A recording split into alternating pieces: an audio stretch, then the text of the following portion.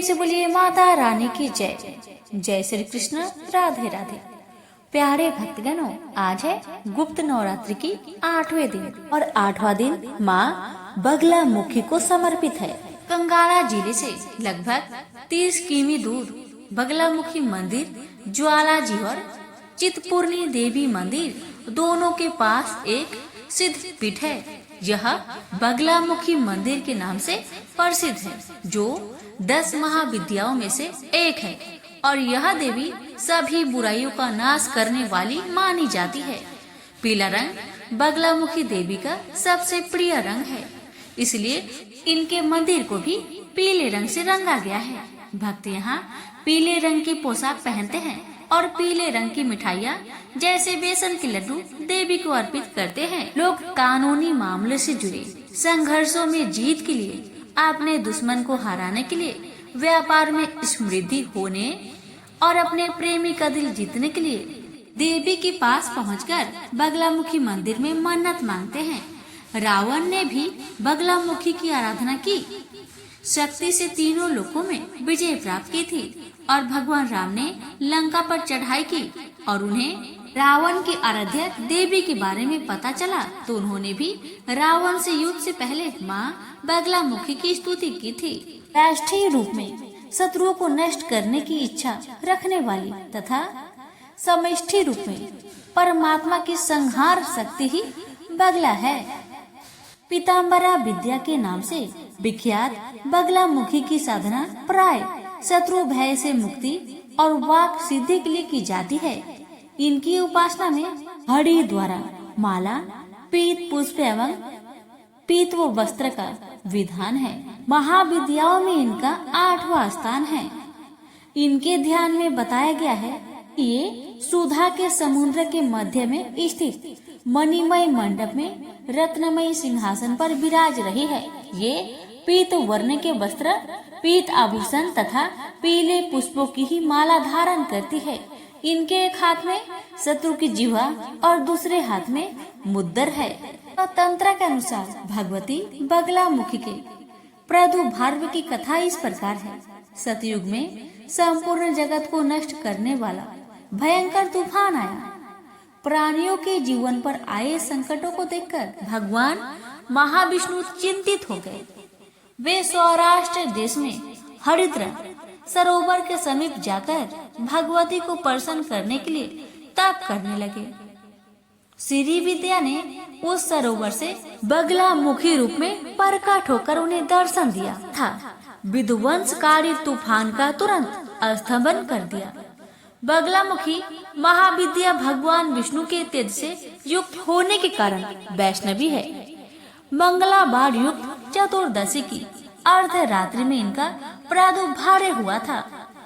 इस विद्या का उपयोग देवी प्रकोप की शांति, धन धान्य के लिए, पौष्टिक कर्म एवं अभिचारिक कर्म के लिए भी होता है। ये भेद केवल प्रधानता के अभिप्राय से है, अन्यथा इनकी उपासना भोग और मोक्ष दोनों की सिद्धि के लिए की जाती है। युज वेद की पाठक संहिता के अनुसार 10 दिशाओं को प्रकाशित करने वाली सुंदर रूप धारिणी विष्णु पत्नी, त्रिलोकी जगत की ईश्वरी मानवता कही जाती है। अष्टम कारिणी शक्ति व्यक्त और अव्यक्त सभी पदार्थों की स्थिति का आधार पृथ्वी रूपा शक्ति है। अगला उसी स्तंभन शक्ति की आदि शास्त्री देवी है। शक्ति रूपा बगला की अष्टमन शक्ति से धूलोक वृष्टि प्रदान करता है। उसी से आदित्य मंडल ठहरा हुआ है और उसी से स्वर्ग लोक भी स्तंभित है। भगवान श्री कृष्ण भी गीता में उसी शक्ति का समर्थन किया गया है। तंत्र में वही अष्टमन शक्ति बगलामुखी के नाम से जानी जाती है। बगलामुखी को ब्रह्म शस्त्र के नाम से भी जाना जाता है।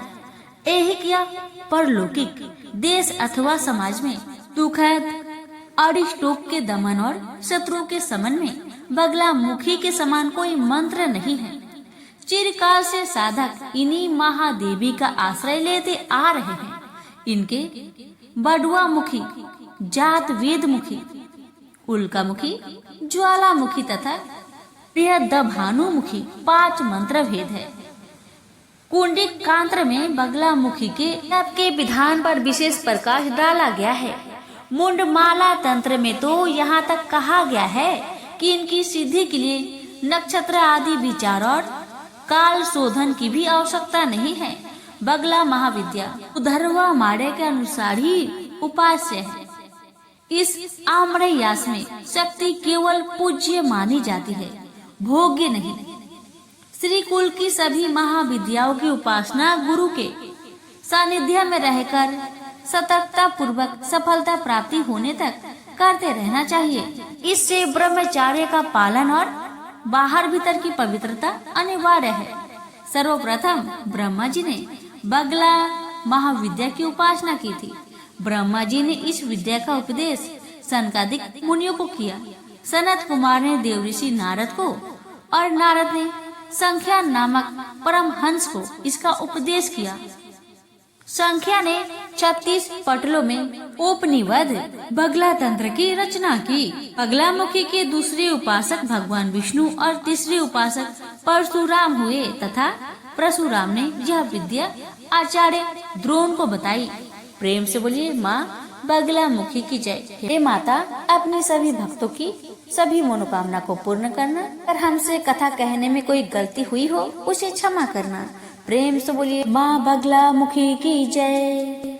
श्री दुर्गा सप्तशती पाठ 10वां अध्याय शुंभ वध की कथा। ऋषि कहते हैं, हे राजा, अपने प्राणों के समान प्यारे भाई निशुंभ को मारा गया देख तथा सारी सेना का संहार होता जान शुंभ ने कोपित होकर कहा, दुष्ट दुर्गे, तू बल के अभिमान में आकर झूठ मूठ का घमंड न दिखा। तू बड़ी मानिनी बनी हुई है, किंतु दूसरी स्त्री के बल का सहारा लेकर लड़ती है। देवी बोली, ओ दुष्ट, मैं अकेली ही हूँ। इस संसार में मेरे सिवा दूसरी कौन है? देख, ये मेरी ही विभूतियाँ हैं, अतः मुझ में ही प्रवेश कर रही हैं। तदंतर ब्राह्मणी आदि समस्त देवियाँ अंबिका देवी के शरीर में लीन हो गई। देवी बोली, मैं अपनी ऐश्वर्य शक्ति से अनेक रूपों में यहाँ उपस्थित हुई थी। उन सब रूपों को मैंने समेट लिया। अब अकेली ही युद्ध में खड़ी हूँ, तू भी स्थिर हो जाओ। ऋषि कहते हैं, तदंतर देवी और शुंभ दोनों में सब देवताओं तथा दानवों के देखते देखते भयंकर युद्ध छिड़ गया। बाणों की वर्षा तथा तीखे शस्त्रों एवं दारुण अस्त्रों के प्रहार के कारण उन दोनों का युद्ध सब लोगों के लिए बड़ा भयानक प्रतीत हुआ। उस समय अंबिका देवी ने जो सैकड़ों दिव्य अस्त्र छोड़े, उसे दैत्यराज शुंभ ने उनके निवारक अस्त्र द्वारा काट डाला।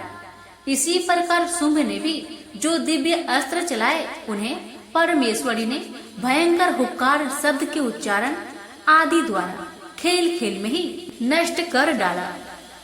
तब उस असुरों ने सैकड़ों बाणों से देवी को आच्छादित कर दिया। यह देख क्रोध से भरी हुई उन देवी ने भी बाण मार कर उसका धनुष काट डाला। धनुष कट जाने पर फिर दैत्यराज ने शक्ति हाथ में ली, किंतु देवी ने चक्र से उसके हाथ की शक्ति को भी काट गिराया। तत्पश्चात दैत्यों के स्वामी शुंभ ने 100 चांद वाली चमकती हुई ढाल और तलवार हाथ में ले उस समय देवी पर धावा किया। उसके आते ही चंडिका ने अपने धनुष से छोड़े हुए तीखे बाणों द्वारा उसकी सूर्य किरणों के समान उज्जवल ढाल और तलवार को तुरंत काट दिया। फिर उस दैत्य के घोड़े और सारथी मारे गए। धनुष तो पहले ही कट चुका था।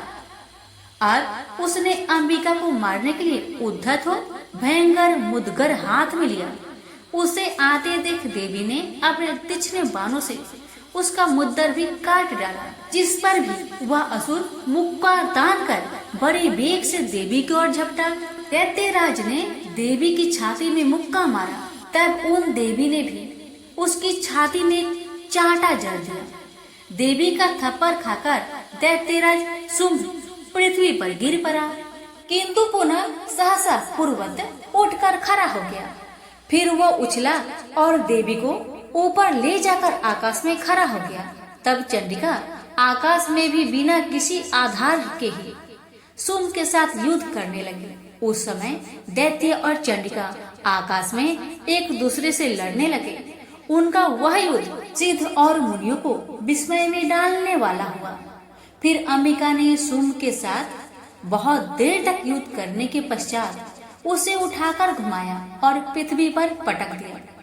पटके जाने पर पृथ्वी पर आने के बाद वह दुष्ट आत्मा दैत्य पुनः चंडिका का वध करने के लिए उनकी ओर बड़े वेग से दौड़ा।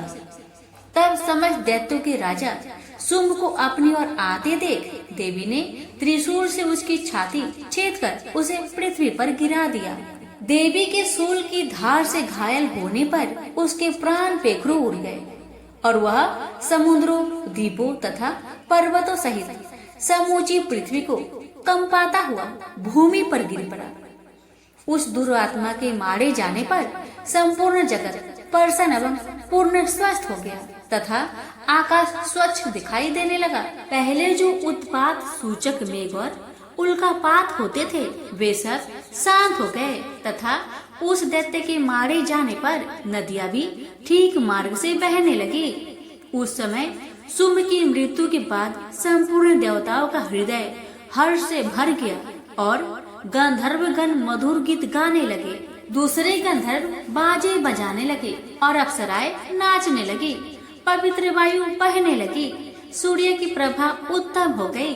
अग्निशाला की बुझी हुई आग अपने आप प्रज्वलित हो उठी तथा संपूर्ण दिशाओं के भयंकर शब्द शांत हो गए। पर श्री दुर्गा सप्तशती पाठ 10वां अध्याय समाप्त हुआ। प्रेम से बोलिए देवी माता की जय।